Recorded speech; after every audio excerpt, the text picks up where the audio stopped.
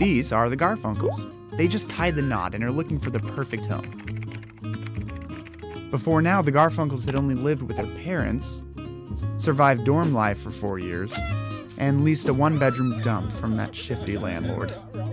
Now that they've found their dream home, they suddenly realize that this whole home buying process is more complicated than they thought. Credit reports, mortgages, agents, lawyers, insurance, inspections, titles, HOAs.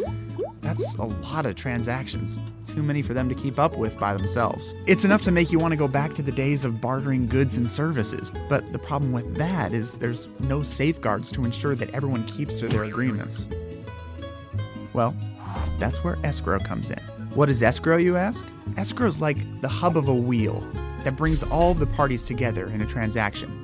It's a neutral third party which holds all the money, titles, personal property, or anything of value until all transactions are successfully completed. This process lowers the potential risk of fraud and helps you to stay up to date with all parties and transactions. So it works like this. When you want to buy a home, your agent and the seller's agent agree on an offer. Once you're both satisfied, escrow is opened.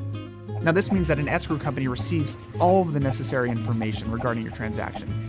Make sure that all the instructions are followed and all funds, bills, documents are handled properly during the transaction. And then finally, they ensure that the closing of the escrow goes as smoothly as possible. So instead of trying to keep up with all the payments, papers, and parties by yourself, the escrow company is there to make the whole process easier for both you and the seller. Plus, with the advent of the internet, the escrow process has become virtually paperless.